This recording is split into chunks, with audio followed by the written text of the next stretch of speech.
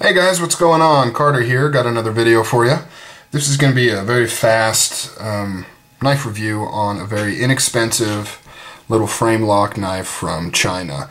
This is the Sanrenmu model 710. I've got a few of these lying around the house, maybe 3 or 4, I'm not sure exactly how many I have. Came across this one the other day, I think in my toolbox. Took it out, just played with it. Then I ran through my videos to see if I had done a review on it and I couldn't find it. So I don't know if I did the review and it was deleted or if I just never did one. So I figured I'd throw one up real quick. These are also known as the poor man's Sebenza, which you can tell right off the bat. It does borrow a lot of features from the Sebenza, mainly just the overall design, the blade shape, handle shape, of course, frame lock. But other than that, that's where the similarities end. I really don't consider this a fake Sebenza or a copy of a Sebenza.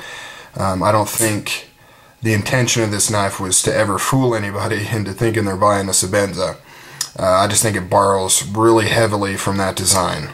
And in essence, that means it turns out to be a really good little folder. These are very cheap. They are between $7 to $10.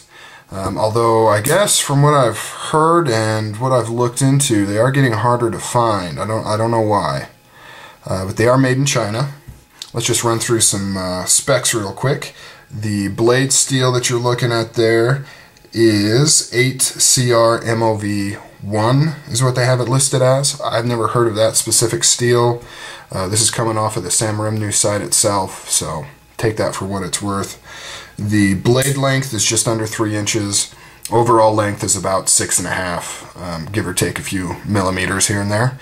Dual thumb studs, nice deep hollow ground blade, stainless steel frame, liner lock as I mentioned before, and this is actually tip down, right hand carry only, which is really the only downside to this knife that I can really say about it. It's just I don't like tip down. I know a lot of people don't, and that's the only option you have here.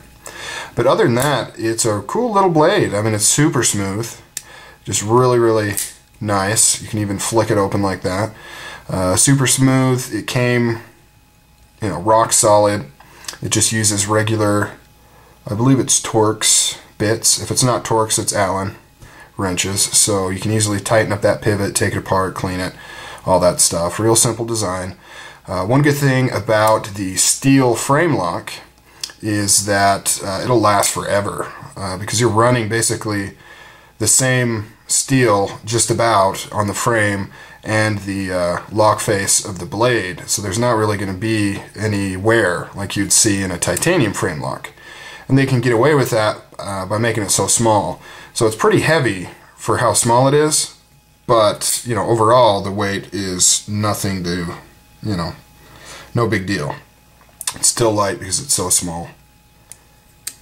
It's got a little bit of texturing on here. That's just some, some stippling put in there. It's got a little lanyard hole. These are just cool little knives to pick up and throw around, stash in case you need a knife, you'll come across it. The steel performs okay. I've used these quite a bit. This one's fairly new. It's got a few scratches, but I don't think I've done a whole lot of cutting with it. But the steel, it's okay. It's good. It's decent steel. It's not bad. So yeah, definitely worth checking out. Cool little blade, very inexpensive. It's really all I can say about it. Alright guys, I will talk to you later.